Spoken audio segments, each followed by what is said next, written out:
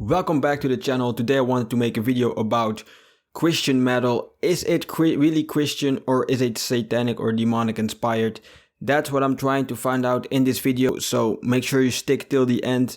We're gonna do some research and also come to a conclusion at the end of this video to see if Christian metal is really Christian or if it's just a buzzword to attract a certain audience that they know will be loyal to the music. 116 Lifestyle. Subscribe and make sure that you hit the notification bell. So I actually went to the website of Time, and this was really interesting.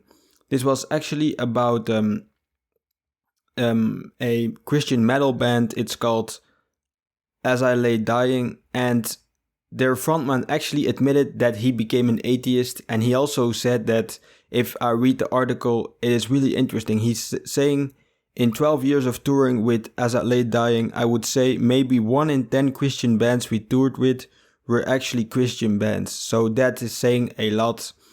But the most interesting thing is, if I look at their songs that are so-called Christian songs, I can play one. You can judge for yourself what you think about it, because I think it's really confusing that they call this music Christian. I know the lyrics might be Christian inspired, but if you look at the way that this song is made, I mean, let's just play it and you can judge for yourself.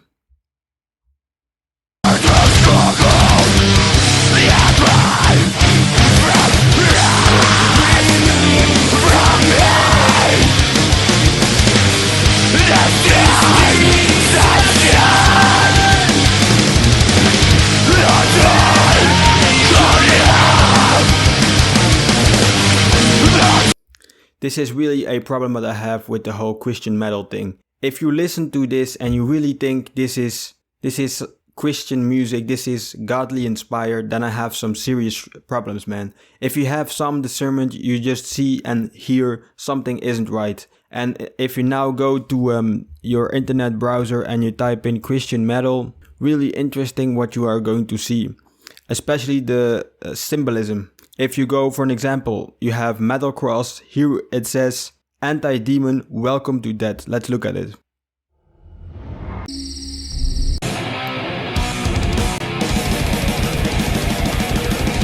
Look at this.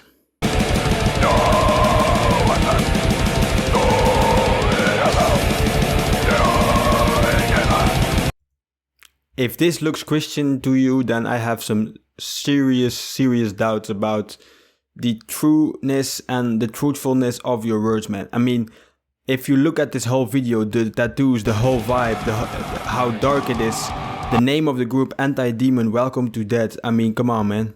And if you look at the comments, they're actually saying like, I am a metalhead, have a relationship with God. I mean, I understand that you like to listen to metal. I understand that. And maybe this is a little bit better than just like the really hardcore metal bands that you listened to before you were saved. But to say that this is Christian music is really a stretch too far for me, man. Look at this whole vibe, the fact that they all tatted up, the whole dark vibe of these videos, and then the roaring and the screaming. This is not singing. It almost, if I would have imagined someone that is possessed, it sounds a bit like how they're singing in these songs, and that's really problematic for me, man.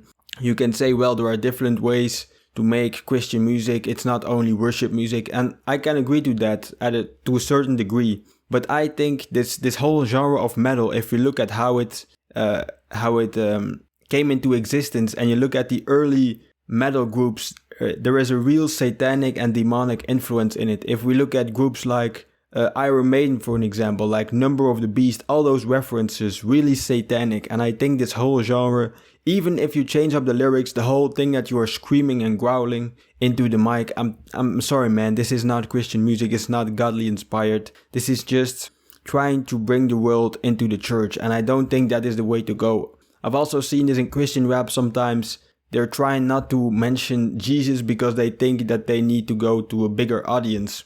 But the moment that you say, well, if I say something out the Bible, I might, scare some people who could listen to my music, I think that's a wrong path to take. I also think that if you do something like that, you're basically selling out, because your authenticity and your originality at your Christian music or your Christian craft is going away just to attract more people to listen to you. But yeah, this whole Christian metal thing, if I have to conclude something, it's definitely that this is not godly inspired. It's really dark, man. I mean, this is just not it, man. Listen to it. The way that they look, maybe you can say, if you have tattoos, that doesn't mean you're not a Christian. I can agree with that. However, if you are a Christian, you are saved, and you still are thinking from maybe I should get a tattoo. That is something that I cannot agree with. If you're saved and you're marking up your body, it doesn't matter. Even if you think, let's put a Bible verse on my skin. What is the inspiration for that? What is the inspiration for you getting a tattoo? Do you think it's godly inspired to make a permanent mark on your body? Because maybe now you think, hey, this sounds like a good idea. But in 20, 30, 40 years, you might think this tattoo doesn't look good and it's permanent on your skin. And that's why I'm like, don't put tattoos on your skin. Why would you mark anything on your skin? It doesn't make any sense at all to do that. Especially if you're saved.